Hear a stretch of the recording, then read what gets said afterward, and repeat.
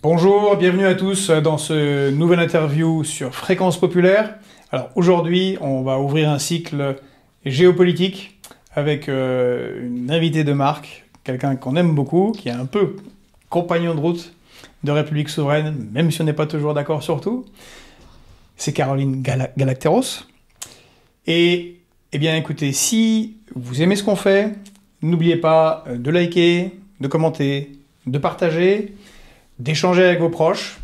Et pour ceux qui voudraient nous faire un petit cadeau de Noël, vous pouvez aller juste en bas de la vidéo sur le petit lien qui permet de faire un petit don de 5 €, mais c'est ces petits 5 € qui font les grandes chaînes médiatiques que nous voulons bâtir.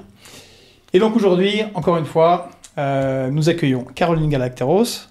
Merci d'être venue. Grand plaisir, toujours. Et pour ceux qui ne vous connaîtraient pas, bon, je suis pas sûr qu'il y en ait tant que ça qui ne vous connaissent pas, mais quand même. Oh, quelques milliards encore, hein. Enfin bon, je fais ce que je peux. Oui. Alors vous êtes géopolitologue, Oui. vous êtes spécialiste des questions diplomatiques et stratégiques. Vous êtes docteur en sciences politiques. Vous êtes actuellement présidente de Géopragma, et vous avez travaillé à très haut niveau dans les services de l'État, puisque vous avez travaillé dans les services du Premier ministre, en particulier au moment des guerres de Yougoslavie, qui ont mené jusqu'à la guerre du Kosovo, où vous avez été parmi les analystes principaux, et parmi ceux qui ont essayé de non seulement suivre, mais peser d'une manière ou d'une autre sur ce conflit tragique au milieu de l'Europe. Je le cite parce qu'on dit souvent, les gens ayant courte mémoire, que la guerre est revenue en Europe avec l'Ukraine, mais bon, il y a été quand même une bonne dizaine d'années au milieu de l'Europe, en Yougoslavie, puisque géographiquement, si je ne me trompe pas, c'est toujours en Europe.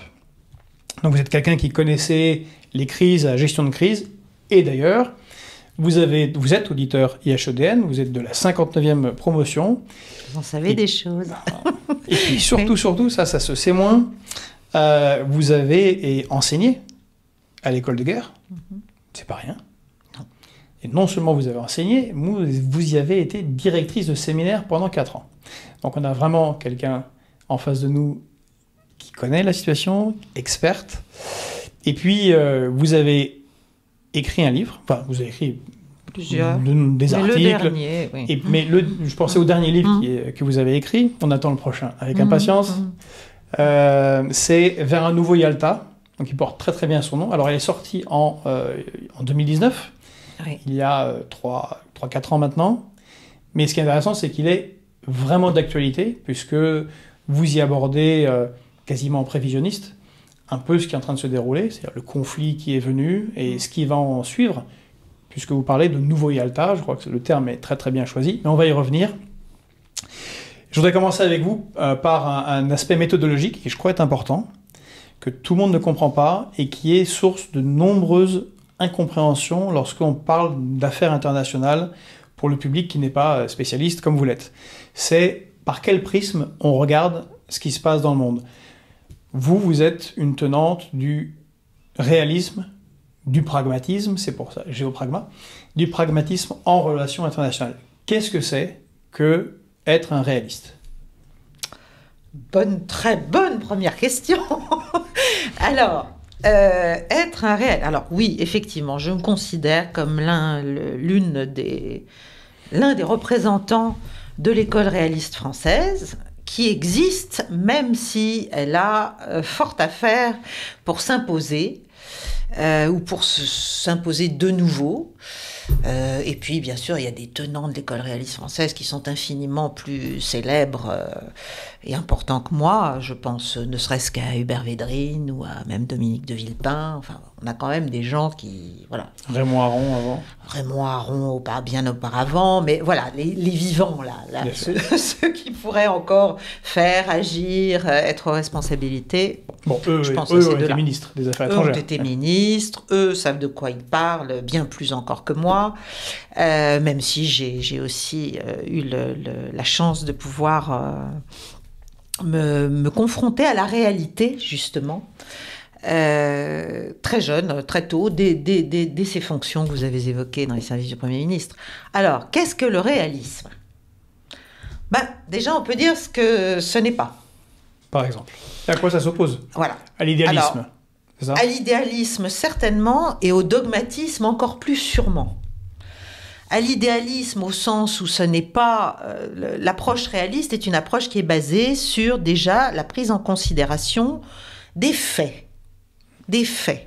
Sans venir leur plaquer sur toute interprétation, etc., venir plaquer une espèce d'idée de ce que l'on voudrait, ou de projection de ce que l'on est, ou de, je ne sais pas moi, de volonté, et il y a une grosse connotation morale dans l'idéalisme, évidemment, de volonté de projeter nos catégories morales. Et d'imposer, à vrai dire, parce que ça se traduit quand même à la fin par ce type de tentative, d'imposer à d'autres pays, d'autres États, d'autres régimes, d'autres peuples, enfin, les autres acteurs, nos catégories. Donc, si vous voulez, l'idéalisme, il est basé sur une grande... Enfin, moi, je trouve ça une grande fatuité, une grande vanité, et évidemment des relents universalistes, mais qui aujourd'hui ne peuvent plus avoir cours de la même manière, c'est-à-dire cette idée que l'on porte un système qui serait valable pour l'ensemble de la planète, et que nous aurions le devoir de le promouvoir, y compris par le feu, le sang, la guerre, hein, parce que tant que c'est la paix... Bon, donc d'un côté, on aurait... chez les idéalistes et dogmatiques, les guerres, y compris de prévention pour la démocratie, la paix, la liberté, le libre marché, une belle chose. Et d'autres, plus réalistes, comme on pourrait reprendre le général de Gaulle. Les pays n'ont pas d'amis, ils ont des intérêts. Qui est brutalement réaliste, et où il n'y a aucune considération de valeur, de normes particulières à imposer à qui que ce soit. Non. Voilà. Mais est-ce que ceux qui sont idéalistes, ceux qui ont ces normes, qui voudraient imposer aux autres, est-ce que c'est pas une manière de cacher d'autres objectifs, Absolument. en particulier pour nos populations? Non, mais c'est complètement instrumental. Pour nos populations, pour... Enfin, ils ne sont pas tous complètement idiots. Ah non, mais c'est loin d'être de l'idiotie, c'est du cynisme. Oui. Si vous voulez, et c'est ça le point. C'est que le cynisme est du côté de l'idéalisme. C'est contre-intuitif, personne n'ose le dire, personne ne l'assume. Mais si vous regardez, ne serait-ce que depuis une trentaine d'années, l'ensemble des conflits dans lesquels le pôle dit occidental s'est lancé, sous des prétextes toujours magnifiques, il faut bien le dire, la paix, la sécurité, la prospérité, l'humanité, la responsabilité de protéger.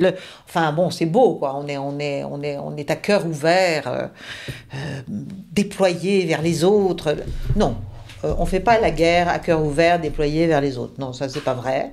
On fait la guerre toujours pour des raisons économiques, pour des raisons d'influence, pour des raisons militaires, de sécurité militaire, pour des raisons évidemment énergétiques qui sont au centre des grilles de lecture implicites de la plupart des conflits.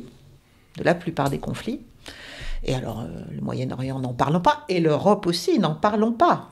Si on revient à cette question ukrainienne, comme on le fera, je pense. Oui, évidemment. Voilà. Donc, si vous voulez, moi, je dis, tout ça n'a mené qu'à la mort, la destruction, le discrédit. Parce que c'est cette espèce de moraline qu'on diffuse en essayant de faire croire qu'on se porte, qu'on fait la guerre vers tout un tas de pays pour leur bien, évidemment, ne convainc plus personne, enfin même nos propres populations. Je pense qu'on essaie de polariser de plus en plus, et là sur l'Ukraine, on a atteint des sommets de propagande, mais malgré tout, les gens, au bout d'un moment, et d'autant plus qu'ils peuvent tout de même s'informer en dehors des grands médias aujourd'hui, la plupart des gens commencent quand même à se dire « mais il y a un truc qui cloche ». Il y a quelque chose qui ne va pas. Qu'est-ce qu'on apporte finalement? Regardons l'Ukraine aujourd'hui. La moitié de sa population est partie. Elle a 400 000 morts et blessés. Elle a perdu une partie de son territoire et ça n'est pas fini si on continue sur cette eau. Qu'est-ce qu'on apporte en fait? Quelle est sa sécurité? Qu'est-ce qu'on va apporter au peuple ukrainien? Voilà. Et si on commence à oser regarder les choses comme ça, eh bien, on a un tout autre spectacle. Et de mon point de vue, c'est à partir de cette considération très froide du rapport de force militaire, de la réalité des intérêts des uns et des autres, etc., que l'on peut chercher des interstices dans lesquels il y a de la place pour du dialogue, pour de la négociation, etc. Si on continue à vouloir l'emporter, n'est-ce pas, comme si on était le chevalier blanc contre le chevalier noir, ou je ne sais, ça ne marche pas. Je veux dire, le monde n'est pas comme ça. On voit effectivement où ça mène. Si on prend l'Irak, l'Afghanistan, la Libye, la Syrie, ça a plutôt mal terminé. Un désastre. Y compris la perception qu'on a des Occidentaux dans nombre de pays de ce qu'on appelle le Sud global. Mais oui. On dit, bon, ils viennent sauver les pauvres gens en Libye, et puis au final, c'est un chaos total dans tout le Sahel. C'est-à-dire que, oui, éviter le massacre à Benghazi, si vous voulez, quand on voit ce que ça a donné, quand même, qui peut croire ça, franchement?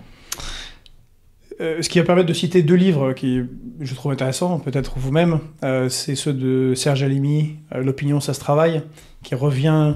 Donc le rédacteur en chef du Monde diplomatique qui est revenu, il est sorti à plusieurs opus de ce livre sur les guerres de Yougoslavie, du Kosovo, de Libye, de l'Irak, pour rappeler les justifications et à l'aune de la réalité justement, qui apparaît 5, 10, 15 ans après et qui n'est pas exactement, même souvent diamétralement opposé. Oui.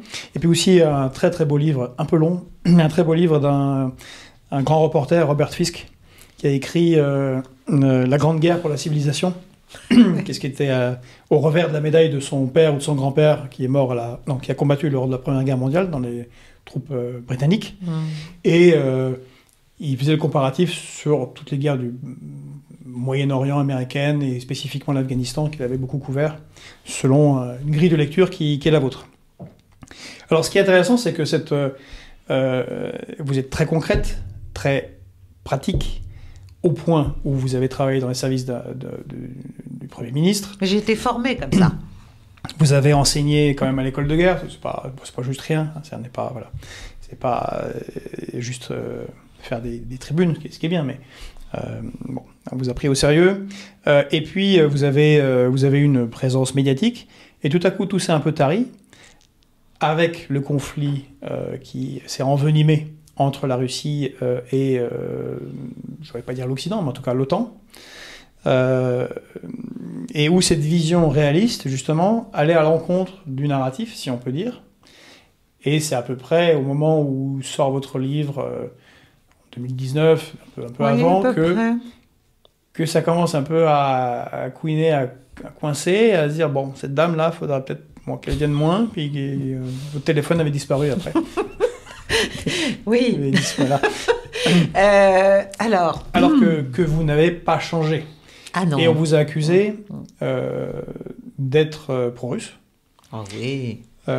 Du fait, souvent, simplement, de ce que vous avez dit, c'est-à-dire de présenter les choses telles qu'elles sont. C'est-à-dire qu'annoncer, ces gens-là produisent tant par des sources qui sont les vôtres, tant d'obus, les autres en produisent tant, a priori, bon, ça fait un rapport de feu de 1 contre 5, puis 1 contre 6, puis là on est à 1 contre 9, et quand on prend 9 obus contre 1, en général, la guerre, on peut, au dos mouillé, hein, c'est pas sûr, mais dire qu'elle va dans une mauvaise direction pour ceux qui tirent moins d'obus que les autres. Bon, et vous n'êtes pas du genre, justement, idéaliste de tous ceux qui sont intervenus pendant 20 mois, qui, je pense, effectivement, ont rendu les Français un peu... ça les a agacés. C'est tous ceux... Les soldats russes savent pas se battre, ils sont commandés par des alcooliques, de toute façon, on a ressorti Madame von der Leyen il y a 14 mois, qui, devant le Parlement européen, disait que l'industrie russe est détruite. Oui, bien sûr. Et qu'ils sont obligés de voler les chips, les processeurs des machines à laver pour les mettre sur leur... Non, mais voilà. Donc ça coinçait et votre réalisme n'était plus de bonne loi dans les médias. Mais c'est ça qui est tragique, c'est qu'il l'est d'autant moins que la vérité devient de plus en plus difficilement escamotable. Et alors qu'on aurait pu penser que tout de même, il serait temps, surtout en France, parce qu'en France, on est très très en retard. On est beaucoup plus royaliste que le roi, du côté des anglo-saxons et du côté notamment des Américains, mais même les Britanniques, qui sont pourtant très à la manœuvre sur l'Ukraine depuis des années. Mais du côté des Américains, ça fait déjà maintenant presque un an que l'on commence, enfin mars à peu près dernier, que l'on commence à doucement préparer les opinions américaines, mais aussi occidentales, à l'idée que finalement ça ne va pas tout à fait se passer comme on le croyait, ça n'est pas si simple, etc., etc., etc. Nous, en France, on est, je sais pas, on a l'impression qu'on est tombé dans un cul de basse-fosse intellectuel et moral d'ailleurs, parce qu'il y a un vrai problème moral qui tient au fait qu'on continue à parler de l'Ukraine. Il faut aider l'Ukraine, il faut sauver l'Ukraine. Mais qu'est-ce que ça veut dire ? Le peuple ukrainien, il est en train d'être sacrifié par son propre gouvernement. Donc, c'est quoi notre soutien ? C'est l'envoyer au casse-pipe ? Il n'y en a pas assez de morts inutiles, là ? On est quand même à plusieurs centaines de milliers de morts. Donc, on est, si vous voulez, plus on est confronté à la réalité, notamment d'une contre-offensive présentée comme une geste éclatante qui allait renverser le rapport de force, etc., qui a surtout fait, je crois bien, d'après les derniers chiffres donnés, alors on va me dire, par l'état-major russe, mais enfin quand même, les mecs ils comptent, je crois qu'on est à 160 ou 170 000 morts ukrainiens depuis le 4 juin dernier. Pourquoi ? On ne sait pas. Ils n'ont rien récupéré du tout. 3 cm là. Bon. Donc, plus on est dans cette espèce d'impasse intellectuelle où il faudrait qu'on se retourne, qu'on ose, qu'on ait un peu d'humilité, un peu de courage, qu'on ose se dire on s'est juste planté. On s'est planté dans notre analyse, on s'est planté dans nos attendus, on s'est planté dans la manière dont on concevait la Russie, on s'est planté par idéologie, parce qu'on veut affaiblir, abattre, dépecer, démembrer. Enfin, on a des rêves, je dirais d'enfants, enfin des rêves de puissance infantile vis-à-vis de la Russie. Oui, sans mettre les moyens devant les mais on les a fantasmes. pas, mais on ne les aura jamais. Je veux dire, c'est pas possible.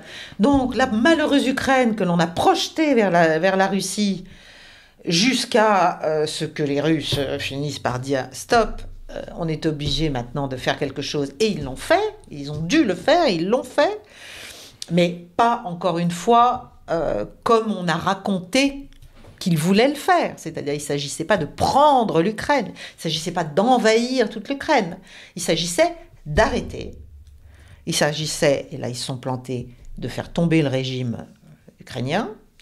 Il s'agissait de commencer à démilitariser l'Ukraine, puisque leur objectif fondamental, qui est un objectif à mon avis légitime, et qui est un objectif encore plus légitime du point de vue de la sécurité ukrainienne, du territoire ukrainien, c'était la neutralisation. C'est-à-dire que ce pays devait rester neutre, devait rester un tampon entre l'OTAN et la Fédération de Russie.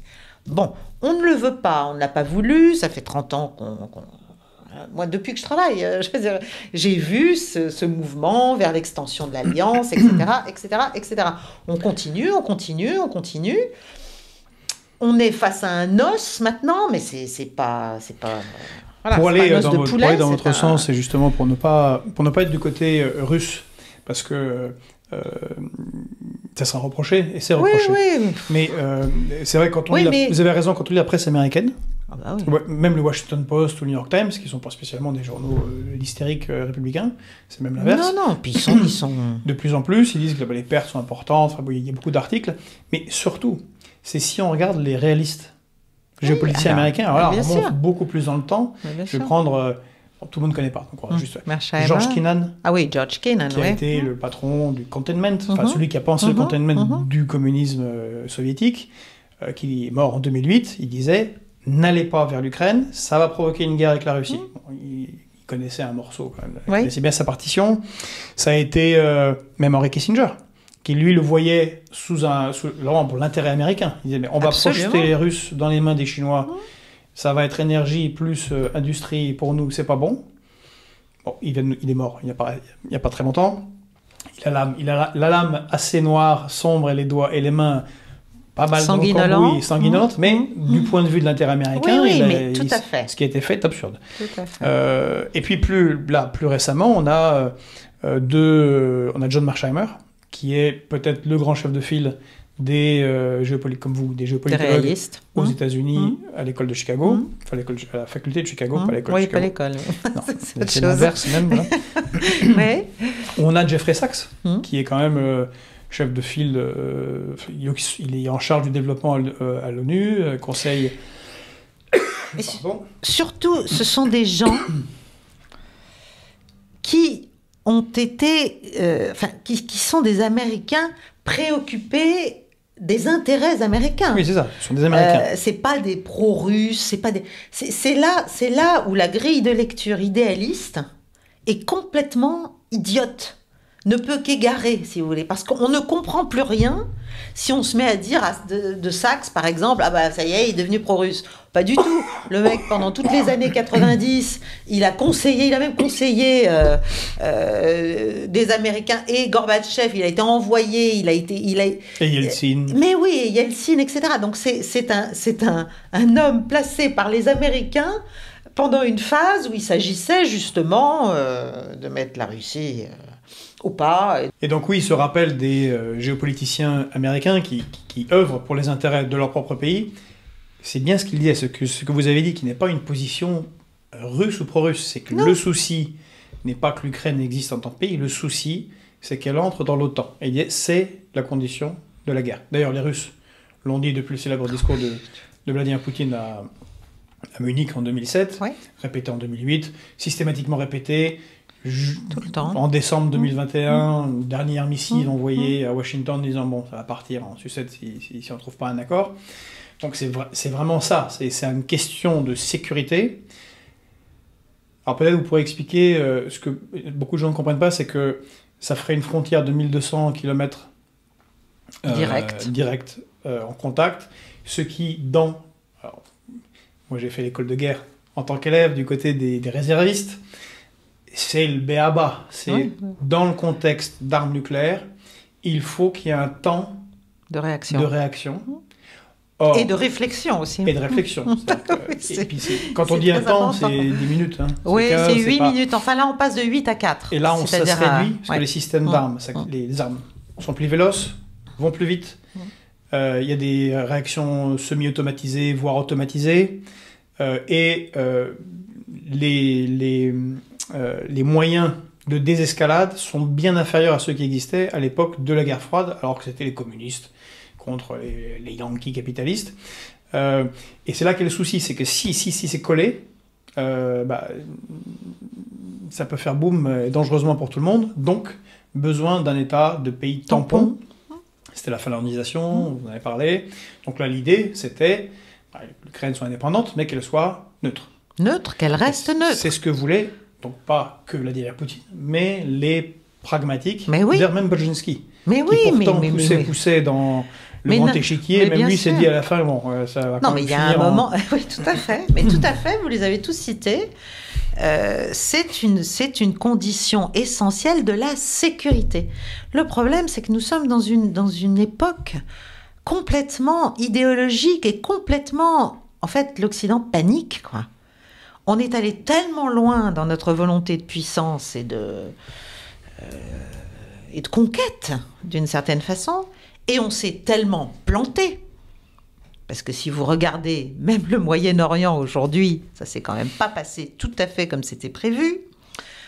En Syrie notamment, mais aussi en Irak, mais aussi en Libye. Enfin bon, certes, la politique américaine, qui était une politique de fragmentation et de déstabilisation, a marché, mais pas partout. Et surtout, le gros morceau syrien n'est pas tombé du fait de l'intervention russe. Et l'armée américaine se fait attaquer en Irak tous les jours, là. Bien sûr. On n'en parle pas beaucoup, mais... Ah, non, mais bien sûr. Donc, il y a un problème de recul, en fait, d'influence et de puissance américaine dans cette partie du monde. Et en Europe, eh bien, il y avait justement une relation énergétique très forte entre la Russie et l'Europe. Et c'est quand même aussi l'un des objectifs de cette guerre, c'est-à-dire nous séparer de la Russie. D'abord pour prendre sa place comme fournisseur, bon ça c'est une chose, mais aussi pour s'assurer bien de la vassalisation stratégique européenne et éviter ce qui aurait été pourtant, et ce qui est toujours d'ailleurs, et d'ailleurs Poutine n'a pas totalement fermé la porte dans ses dernières déclarations, ce qui aurait été la manœuvre intelligente d'un point de vue européen, c'est-à-dire une capacité de l'Europe, certes à rester du côté occidental, au sens militaire ou à travers l'OTAN, pourquoi pas, mais à comprendre son intérêt géopolitique, à se projeter vers l'Eurasie. Voilà, à se projeter donc vers la Russie, puis vers la Chine, en passant par l'Asie centrale. Enfin, c'est cette partie du monde-là qui est en train de se développer, vitesse grand V, dans tous les domaines, de s'intégrer, de devenir extrêmement puissante. Donc, on est vraiment à contre-temps de ce qui se passe géopolitiquement sur la planète. Et du coup, au lieu de se dire, bon, on s'est planté, remettons les pendules à plat, et on a des interlocuteurs encore intelligents et modérés, parce que on va m'expliquer que Vladimir Poutine est un monstre, est un dictateur et tout ce qu'on veut, mais enfin, il a quand même été d'une immense patience depuis 2007, ça c'est sûr, et il continue à avoir des prises de position qui ne ferment pas totalement la porte. Alors oui, en ce moment, il ferme la porte à la négociation sur les bases américaines en Ukraine. Oui, parce que là, la négociation voulue, évidemment, comme les Américains se sont plantés, ils pensent que maintenant, il faudrait geler le conflit. Bon, mais ça n'est pas possible. Du point de vue... la situation est très mauvaise pour l'Ukraine, vous l'avez dit. Elle est dramatique. Mais vous avez parlé de pertes de territoire qui maintenant sont sûres et certaines, mais ça pourrait s'aggraver. Oui, c'est-à-dire que là, on a eu le Conseil européen, où le processus, ce qui veut rien dire, parce que ça peut durer 50 ans, comme avec la Turquie, le processus d'adhésion d'Ukraine est lancé, mais comme la défense de l'Union européenne est sous parapluie OTAN, ça a été immédiatement traduit par les Russes par, vous continuez à vouloir que ça rentre dans l'OTAN, donc nous continuerons, c'est ce que, il me semble, a dit Poutine, à utiliser l'arme militaire. Donc a priori, du côté russe, comme ça a l'air d'aller, tant économiquement que sur le plan militaire, ils vont pousser. Oui, alors, cette question des garanties de sécurité européennes, parce qu'en fait, c'est un trick, c'est une astuce. On ne peut plus... Enfin, les Américains ont compris qu'il fallait arrêter, et d'ailleurs, ils l'ont clairement dit à Zelensky, je crois, il fallait arrêter d'imaginer pouvoir entrer dans l'OTAN. Voilà. Bon, ça, c'est un peu, pour l'instant, ça a été mis de côté. Donc, comme d'habitude, c'est aux Européens, un, de payer quand les Américains n'ont plus envie de le faire, et deux, d'accueillir l'Ukraine au moins dans l'UE. Mais on sait effectivement que l'un des articles des traités de l'Union européenne, je ne sais plus, 42, oui, voilà, prévoit qu'en cas d'attaque sur un membre, les autres membres de l'UE, qui sont aussi membres de l'OTAN, ont le devoir de lui porter secours. C'est donc une façon, indirecte, de prévoir l'extension du parapluie OTAN, au moins partielle, à l'Ukraine, au bénéfice de l'Ukraine. C'est 14-18, mais avec le nucléaire en plus. Bon. Tout ça, c'est de la musique d'avenir, parce que l'Ukraine n'est, à mon avis, pas prête d'entrer quand même dans l'OTAN, dans l'UE. En revanche, du point de vue des Russes, c'est évidemment un signal. Arrêtez de nous prendre pour des imbéciles. Vous nous avez déjà pris pour des imbéciles à Minsk. Vous nous avez déjà pris pour des imbéciles sur un certain nombre de sujets. Vous pouvez rappeler pourquoi c'était pris pour des imbéciles à Minsk ? Parce que les accords de Minsk, après ce qui s'est passé à Maïdan en 2014, visaient, à l'époque, a apporté un apaisement par rapport au séparatisme des régions russophones d'Ukraine, donc de ce qu'on appelait le Donbass, en échange d'une autonomie à la fois culturelle, linguistique, économique, etc. Donc il y avait des accords qui devaient, puisqu'il y avait une guerre civile qui s'était engagée en fait dans l'Ukraine post-Maïdan, c'est-à-dire l'Ukraine pro-occidentale, l'Ukraine sous domination claire américaine. Bon. Avec quand même, oui, effectivement, c'est un coup d'État qui s'est produit. Voilà, bon, ça, on fait comme si ça n'existait pas trop. Et donc, on a fait des accords, d'abord en fin 2014, puis 2015, donc Minsk 1, Minsk 2. Vladimir Poutine, à l'époque, devant les demandes pressantes des leaders séparatistes qui commençaient à se faire bombarder sérieusement par les Ukrainiens, hors Donbass, si vous voulez, ils avaient demandé à la Russie de les intégrer, de les prendre, de venir à leur secours. Et Poutine, et ça, il faudrait s'en souvenir aussi, jusqu'en septembre 2022, là, l'année dernière, un peu plus d'1 an, a toujours refusé cela. C'est-à-dire, il a dit non, vous appartenez à l'Ukraine, vous êtes administrativement dans les frontières de l'Ukraine post-91. D'ailleurs, ceux qui suivent la politique russe savent que ça lui est beaucoup reproché. Mais oui, mais énormément, toujours, énormément, depuis très longtemps. Mais il a tenu vraiment jusqu'à la fin. Bon, aujourd'hui, ça fait partie de la Fédération de Russie et je pense que ça n'en sortira plus. Voilà. Donc, qu'est-ce qu'on a gagné? Alors, ça risque de s'étendre parce que les forces russes, dont l'objectif n'est pas la conquête territoriale, mais toujours les mêmes, démilitarisation, c'est-à-dire réduction à la portion congrue des forces armées ukrainiennes, donc démilitarisation de l'Ukraine, dénazification, c'est-à-dire débandérisation, si j'ose dire, de l'establishment politique, mais aussi militaire et administratif ukrainien, qui a toujours des allégeances intellectuelles et proches, effectivement, des réseaux que les Russes appellent des ukro-nazis, en tout cas les bandéristes. Bon, c'est une vieille histoire. Donc, il y a un problème d'assainissement politique. Je me permets de vous couper là-dessus. Oui. Pour pas justement tomber sur encore le discours. On va prendre ce que disait ici chez nous Arnaud Klarsfeld. Oui, bien sûr. Lui-même n'aime pas Poutine. Non, mais bien sûr. Étant donné le travail de son père, Serge, il en sait quelque chose. Et dans un contexte où on dénonce l'antisémitisme qui revient. Ah oui, non, mais là, c'est schizophrénique. C'est schizophrénique. Pour que tout le monde soit... tout le monde sache, quand même.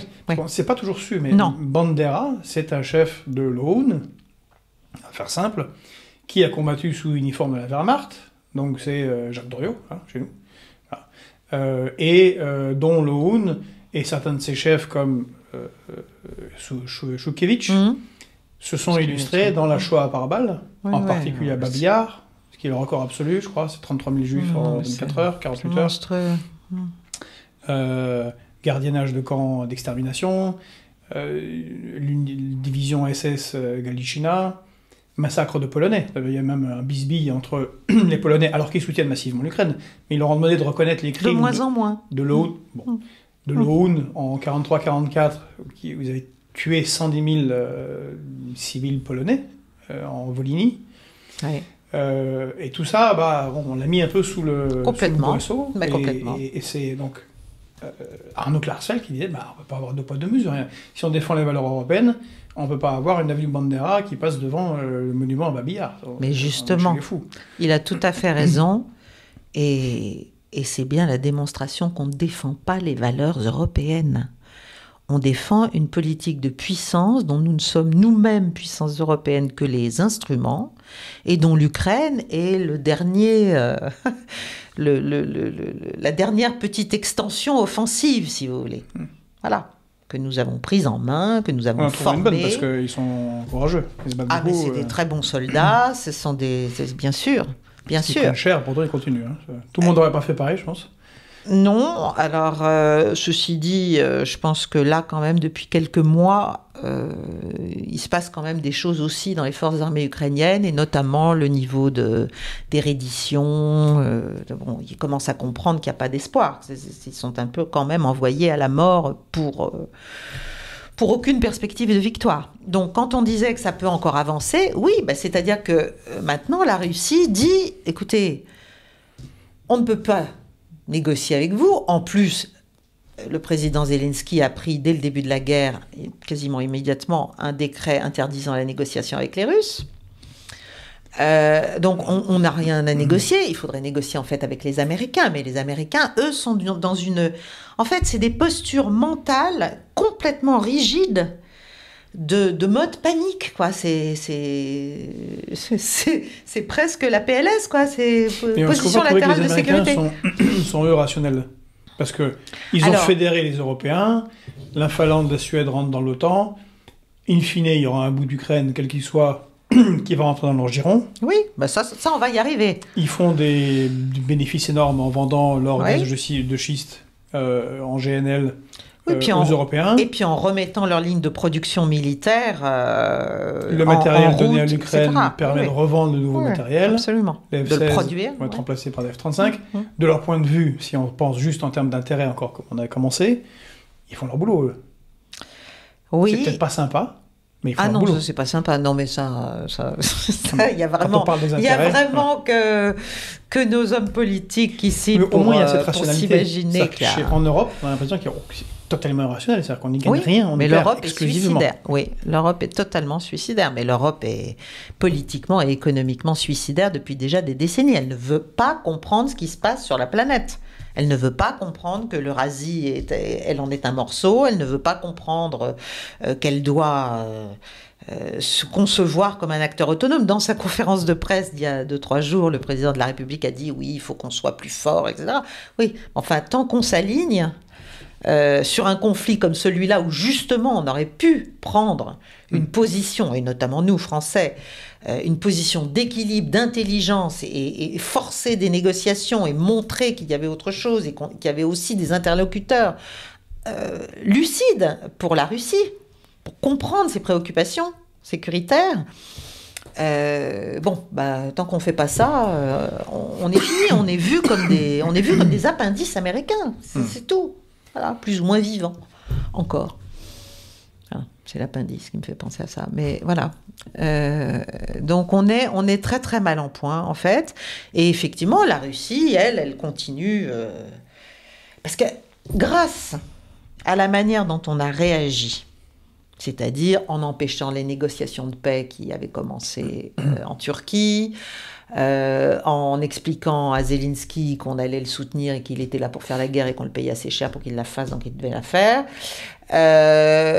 Tout ça, on s'est imaginé que la Russie allait, 1, être affaiblie, 2, ne pas résister aux sanctions, 3, militairement, c'était n'importe quoi, ils étaient en short, etc. Mais parce que c'est aussi parce qu'on est prisonnier de notre illusion. Et l'une de nos illusions, l'un des narratifs qu'on essaie d'imposer depuis le début, c'est que la Russie envahit l'Ukraine, veut prendre l'Ukraine. Mais elle ne voulait pas ça, la Russie. Elle veut reneutraliser l'Ukraine. Si elle est obligée d'en prendre un morceau, elle va le faire. Et elle va aller vers Kharkov, et elle va aller vers Odessa, et ça va continuer. Donc en fait, on peut considérer que... Est-ce qu'on peut dire que les Russes n'ont pas l'air de trop croire que les Occidentaux veulent passer un accord de neutralisation de l'Ukraine, et donc qu'ils vont se dire, il faut aller juste prendre tout ce qui est à l'est du Dniepr, plus Odessa. Est-ce qu'on peut se dire que quelque part, l'objectif de sécurité, si l'Occident veut absolument que l'Ukraine rentre dans l'OTAN ou dans l'UE, c'est de se dire, vous aurez 40% de l'Ukraine. Et eux, de prendre tout ce qui est à l'est, encore une fois, du Dniepr, donc évidemment Kharkov, Poltava, Zaporizhzhia, Dnipropetrovsk, Soumy, toutes les grandes villes de l'Est, plus Odessa, et rejoindre avec la Transnistrie. Oui, mais c'est ce qui va arriver, là. Non, mais c'est ce qui va... On peut considérer que c'est un avenir pas improbable dans les 2 ans qui viennent. Ça n'est pas improbable du tout, d'autant plus que... Enfin, j'allais dire, c'est moins improbable chaque jour. C'est-à-dire, c'est ça qui est fou, c'est là que l'idéologie nous perd et que le réalisme nous sauverait l'Ukraine. C'est que c'est une blessure, en fait, d'amour-propre terrible pour les Américains, pour les Britanniques, pour nous, pour tout le monde. Et on continue, on a le président qui dit on ne peut pas laisser la Russie gagner. Mais c'est déjà fait, là. C'est plus le sujet, en fait. Le sujet, c'est d'arrêter les dégâts humains, les dégâts territoriaux, les dégâts sécuritaires, les dégâts économiques, les dégâts énergétiques. Voilà, il faut changer complètement. Il faut revenir à une véritable négociation. Il faut refaire de la diplomatie. On ne sait plus ce qu'est la diplomatie. Nous, on fait de l'idéologie maintenant. On n'a que des imprécations. Je ne pense pas que des Brzezinski, des Kissinger, des Mearsheimer, des Kennan et tous ceux qu'on a évoqués tout à l'heure passaient leur vie à insulter leurs homologues soviétiques de l'époque. Ça n'empêche pas d'avoir des intérêts de puissance, mais si vous voulez, c'est ça le réalisme, c'est de commencer à se dire, bon, l'autre là, il pense comment, il veut quoi, pas de commencer à projeter. Oui, c'est quoi ces lignes rouges? Donc, est-ce que je veux franchir ces lignes rouges? Dans ce cas-là, je vais payer le prix. Est-ce que... D'ailleurs, on pourrait en parler c'est toute une émission, mais c'est intéressant simple. La relation entre Vladimir Poutine et Erdogan. Oui. Ils ont quand même beaucoup de conflits, c'est pas simple dans le Caucase, les Turcs veulent pousser l'ex-empire ottoman, en tout cas, comme moteur de l'expansion turque actuelle. Ils vendent des armes à l'Ukraine, mais en même temps, ils se mettent d'accord sur des... Mais par contre, on a deux acteurs ultra-réalistes qui s'efforcent de comprendre quelle est jusqu'où je peux faire touche-touche. Absolument. Avec la ligne russe et la touche... Et voilà. Absolument, mais c'est ça la politique internationale. C'est ça la politique internationale. Ce qu'elle devrait être. Ce qu'elle devrait être, oui, absolument. Ce qu'elle devrait redevenir, en tout cas de manière urgente. Parce que ça devient très dangereux, si vous voulez. On n'a pas l'air de... je trouve qu'on a des élites politiques européennes qui n'ont pas l'air... Alors peut-être parce qu'elles ne savent pas ce que c'est que la guerre, elles vivent dans une espèce de pays des rêves bleus de oui-oui, quoi. Elles vivent dans un truc, elles se disent, mais non, mais c'est que du flan, c'est du bluff, c'est si... Mais non, pas du tout.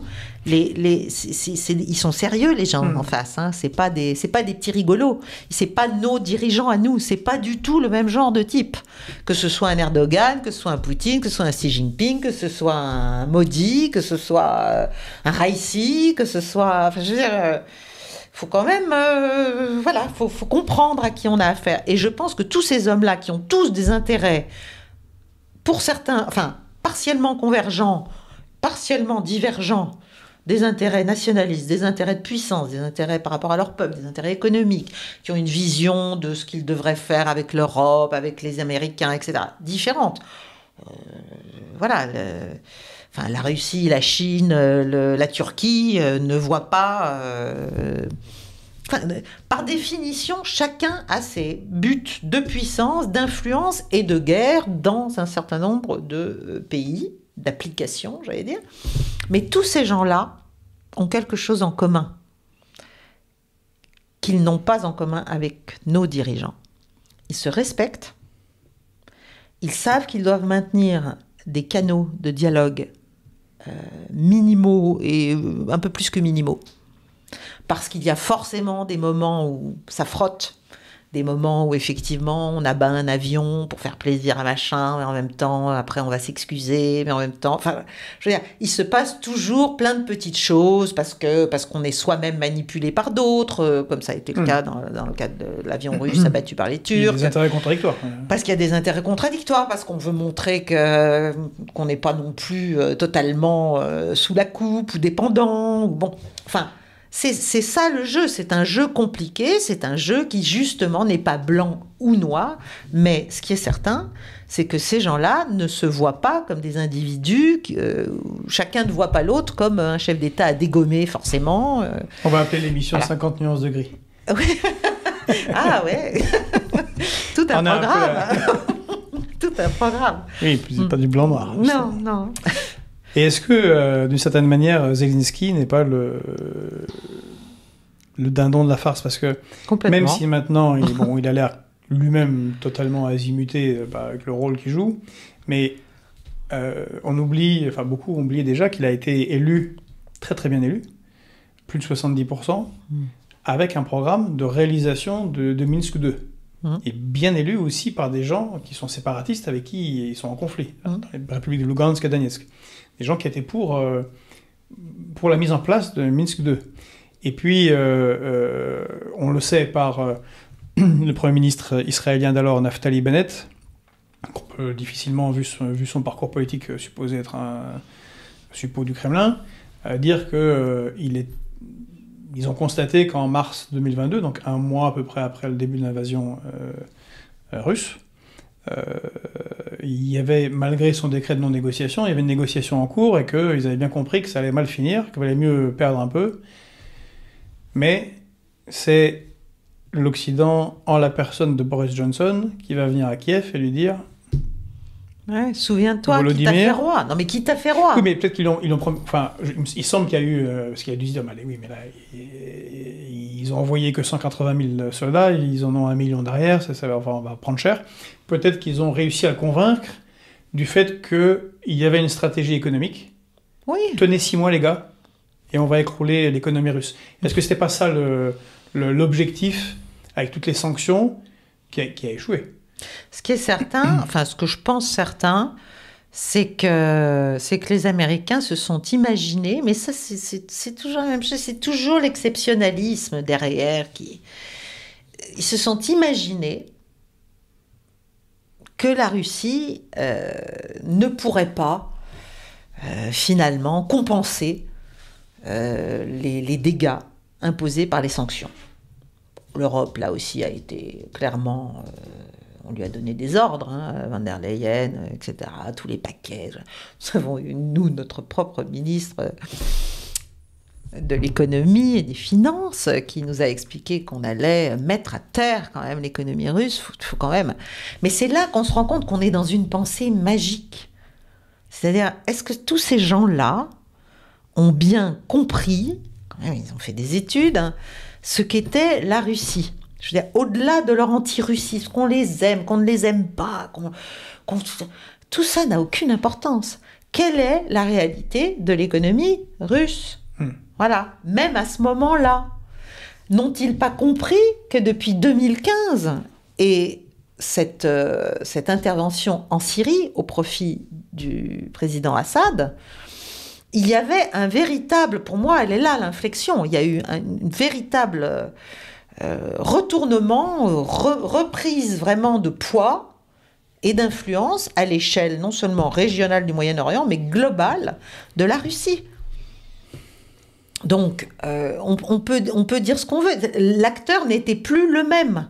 En fait, il y a eu, depuis que Vladimir Poutine est arrivé au pouvoir au tournant du siècle, il y a eu, je dirais, 10 ans de lourde reprise des choses en main, avec des limites, avec des problèmes, y compris au plan militaire. Et puis, à partir de 2010-2012, ça commence à aller un peu mieux, malgré tout. Et ensuite, à partir de cette intervention, où là, la Russie est capable... Parce que finalement, la question des sanctions, c'est quoi? Le pari occidental, c'était la Russie va être isolée. C'est exactement l'inverse qui s'est passé. La Russie a été tout sauf isolée. C'est nous qui sommes isolés. On ne veut pas le reconnaître, mais c'est l'Occident qui est isolé aujourd'hui dans le monde.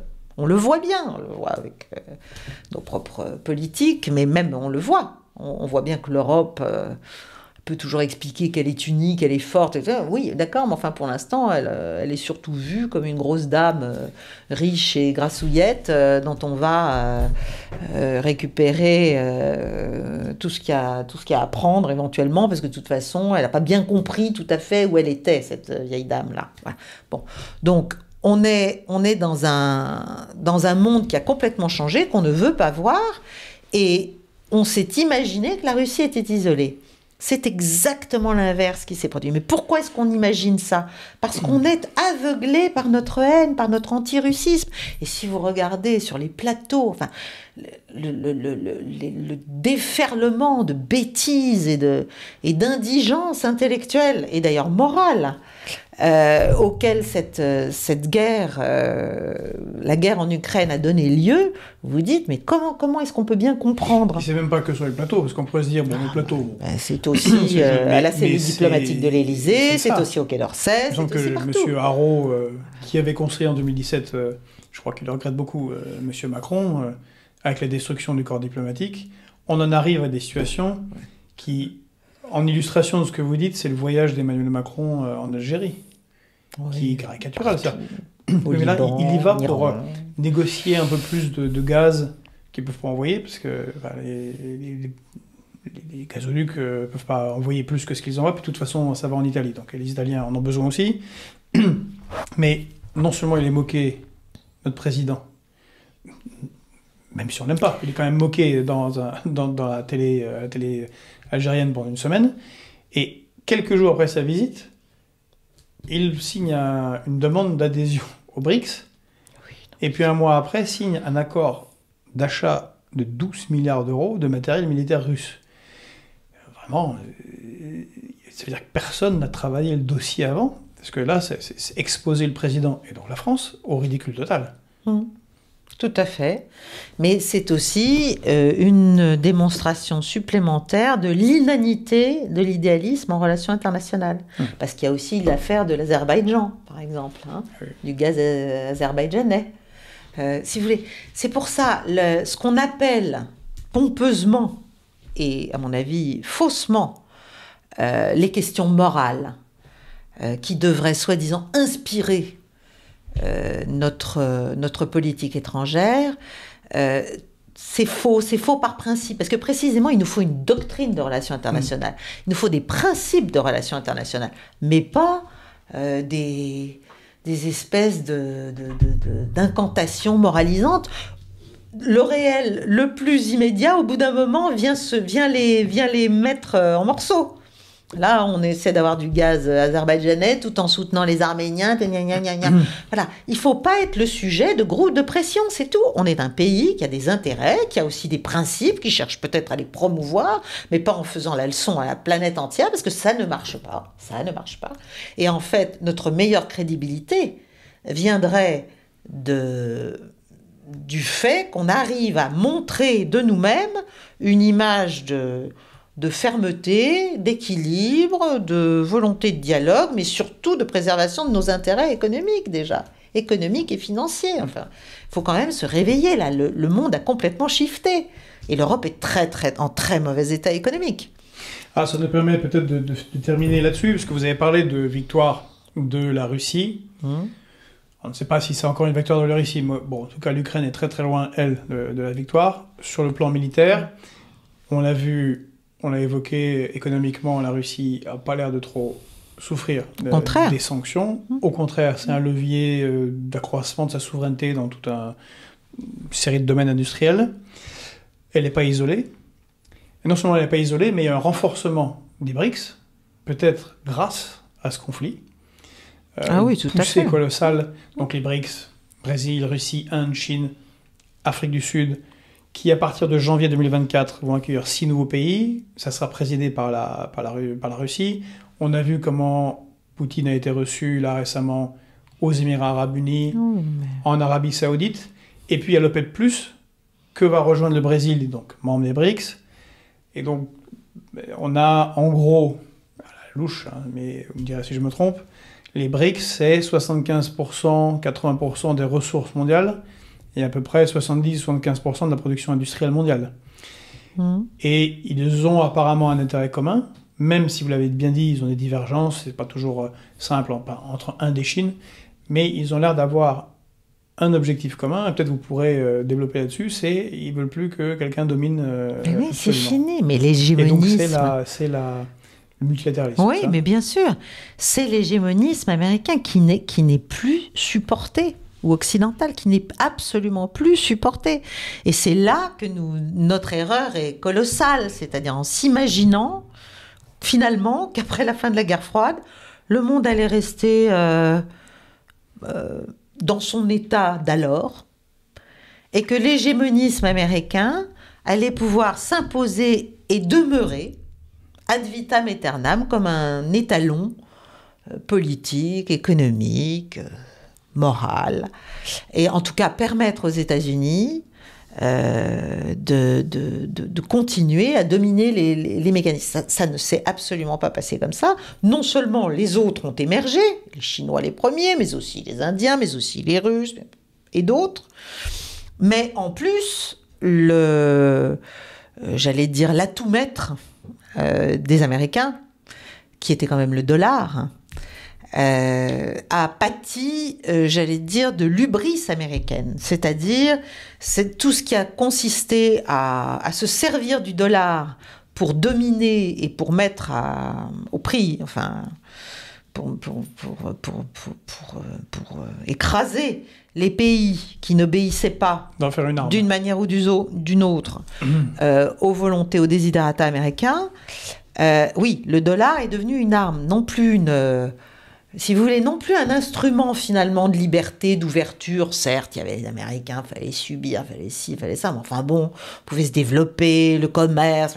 Là, d'un coup, d'accord, donc là, vous avez envie de me piquer mes entreprises stratégiques, je ne suis pas d'accord, et ben voilà, maintenant des amendes parce qu'un jour il y a eu $1 dans un de mes transferts. Voilà, par exemple. Bon, mais il n'y a pas que nous, il y a plein de pays qui ont subi ça.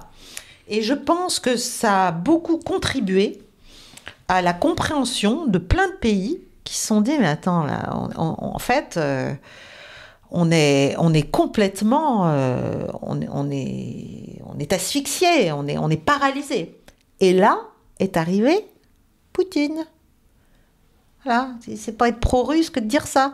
Il a fait la démonstration, d'abord en 2015, et puis là il vient de la refaire en février 22, qu'en fait, il était possible de dire non. Il était possible de changer le cours des choses. Ça donne des idées quelques-uns. Et oui, mais non, mais ça a une valeur d'exemplarité terrible. C'est-à-dire, d'un seul coup, il y a une véritable alternative. Alors, bien sûr, c'est la Chine qui est le pôle gigantesque qui peut qui peut jouer à armes égales, pas tout de suite encore, mais avec les États-Unis. Mais la Russie a montré... J'en suis vraiment convaincue. Je pense que en Afrique, en Amérique latine, au Moyen-Orient, enfin c'est clair, la diplomatie russe a des succès, mais tous les jours. Il faut dire que bon, ils sont pas mauvais, hein, mais elle a des succès tous les jours. Ils sont en train de créer là, au moment où nous parlons. Allez-y.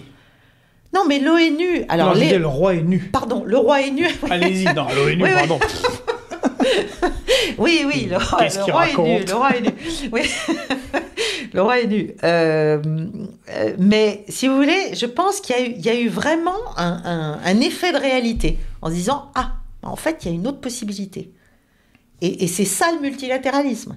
Ça va être ça pour beaucoup de pays. C'est pour ça que ce sera, comme je dis toujours, ce sera plus un menu, ce sera la carte. Mais les États vont avoir de plus en plus le choix selon les sujets, etc. Donc ça va être plus complexe comme jeu, mais plus ouvert aussi. Et donc au contraire de détruire la diplomatie, il faudrait qu'on en ait une encore plus poussée. Mais extrêmement pour connaître finement extrêmement poussée et totalement réaliste, totalement... En fait, qui s'inspire des méthodes d'analyse. Déjà, il faut qu'on refasse de l'analyse. Hein, voilà. Parce que c'est bien, mais le journalisme, c'est devenu de l'opinion. Hein. Il n'y a plus d'investigation. L'analyse stratégique, ça n'existe quasiment plus dans les services de l'État. Je suis désolée de le dire, mais enfin, moi, tout ce que j'entends, tous les échos que j'ai, c'est quand même que tout est idéologisé. Donc, voilà, le méchant, c'est lui, le bon, c'est lui. Ce que dit Pierre Conessa aussi. Mais oui, mais bien sûr, mais Pierre Conessa est un réaliste aussi. Lui, je le connais depuis 35 ans, 30 ans.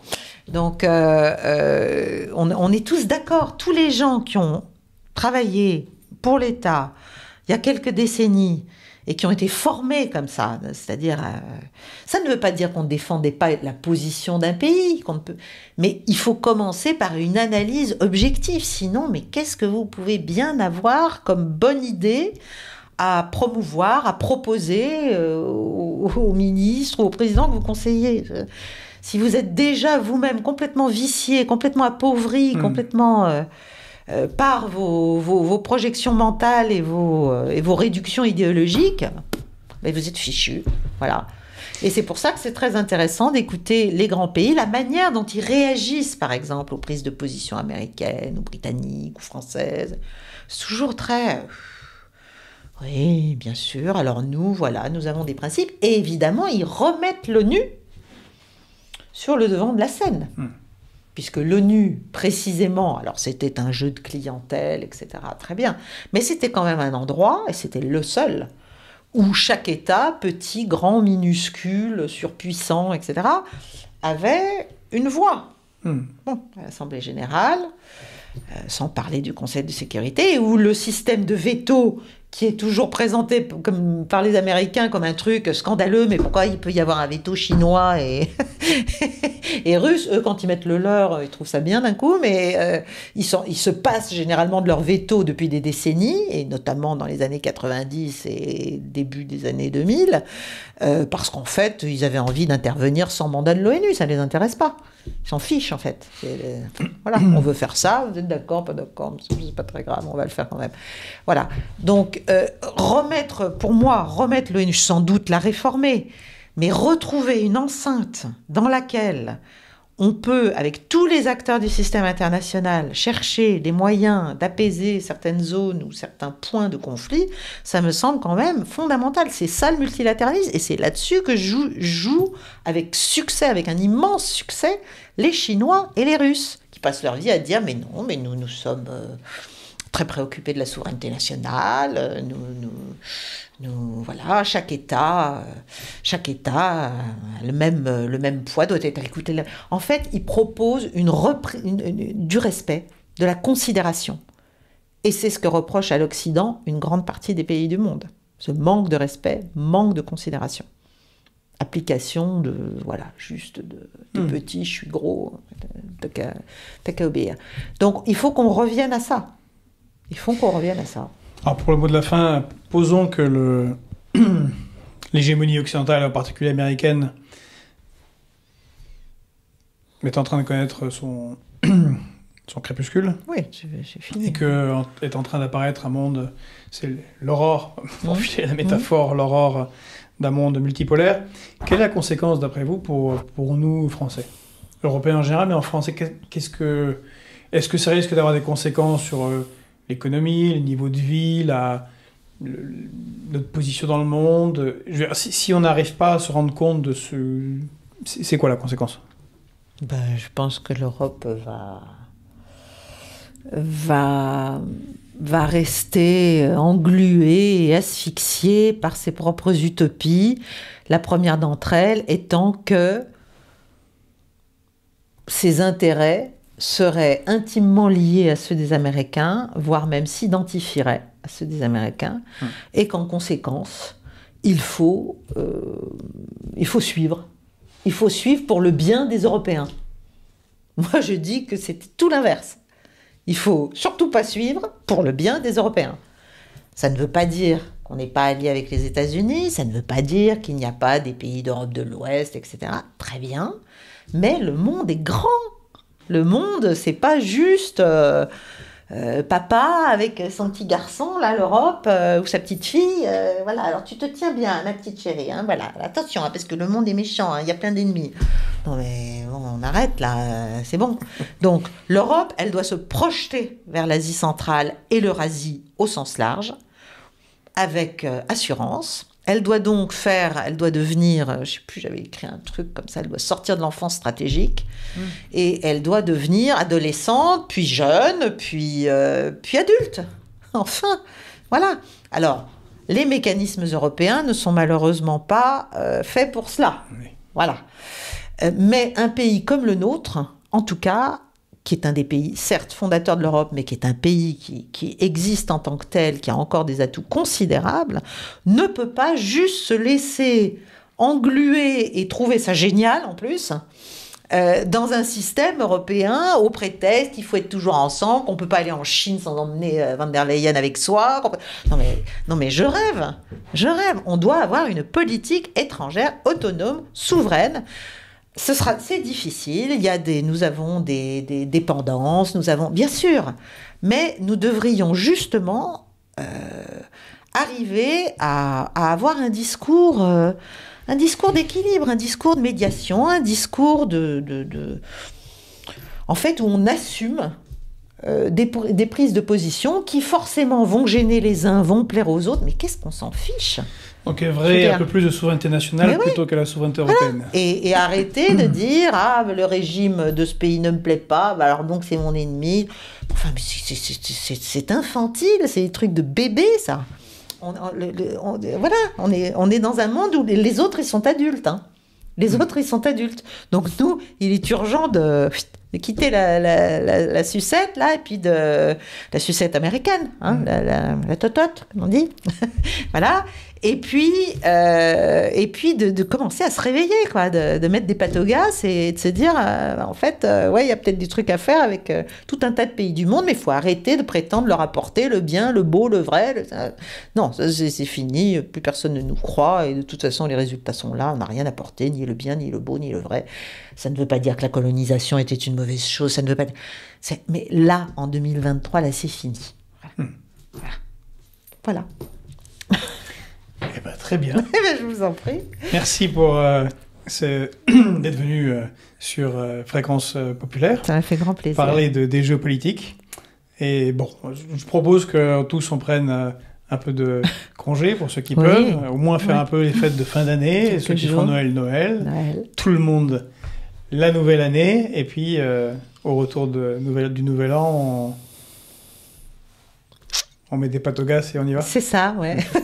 Ça va être la résolution de l'année. Des pâtes au gaz. Voilà. On met des pâtes au gaz et on va dans 50 nuances de gris. Voilà. Les gars, c'est ça le projet. Bon, si vous avez bien aimé et que vous êtes resté jusque-là, ça veut dire que vous avez vraiment bien aimé et je vous comprends. Donc, vous pouvez, si vous ne l'avez pas encore fait, liker. Oui. On a un commentaire. Non, je suis en train de dire qu'il ne faut pas que j'oublie quand même, puisque je suis là avec vous, de dire que moi, le 17 janvier prochain, je lance une petite chaîne YouTube modeste, où je vais régulièrement, sûrement, modestement, mais sûrement, essayer de donner mon avis sur un certain nombre de sujets. Eh bien super, on ira écouter. Voilà. En attendant, vous likez les nôtres. Oui, pardon. Il faut faire des petits commentaires. Si vous en avez, puisque ça nous intéresse de savoir ce que vous en pensez, si vous avez...